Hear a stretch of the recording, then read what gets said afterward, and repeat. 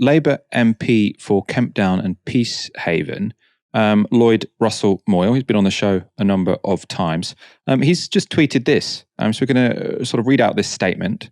I've been working day and night since the election was called for success not only in Brighton, Kempdown and Peacehaven, but across Sussex. Yesterday, out of the blue, I received an administrative suspension letter. Someone, who remains anonymous to me, has made what I believe to be a vexatious and politically motivated complaint about my behaviour 8 years ago. This is a false allegation that I dispute totally, and I believe it was designed to disrupt this election. There isn't enough time to defend myself, as these processes within the party take too long, so the party have told me that I will not be eligible to be a candidate at the next election. I'm gutted. I've spent the last decade of my life building one of the best campaigning CLPs in the country. I've been so inspired by everyone pulling together in the last week and excited for the campaign to come. We have an amazing local party, and I am sorry for all of you, most of all.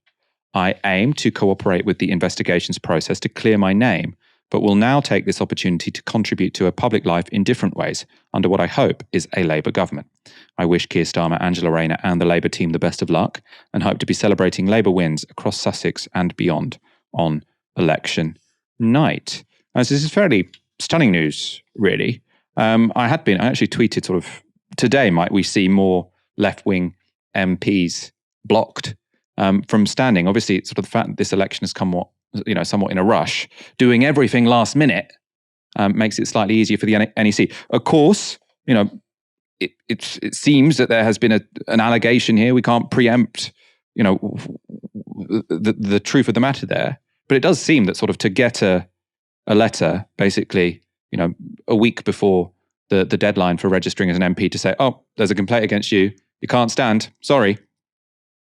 Doesn't necessarily seem like due process being followed properly here.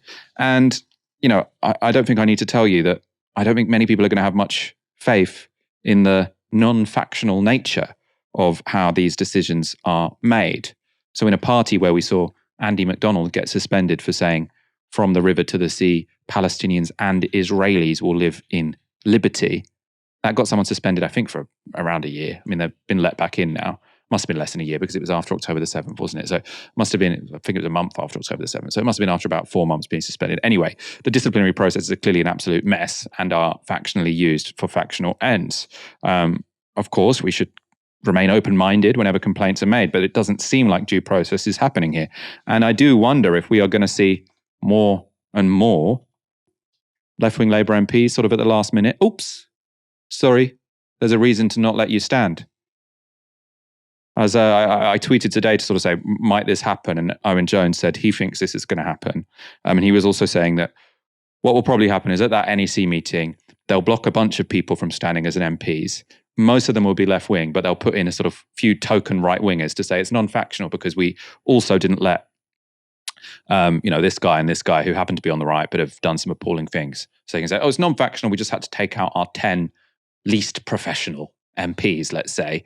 Neil Coyle was the one that Owen mentioned, saying they'll block Neil Coyle and then say it can't possibly be factional because he was a right-winger at the same time as blocking loads of left-wing MPs. Again, probably the media will let them get away with it.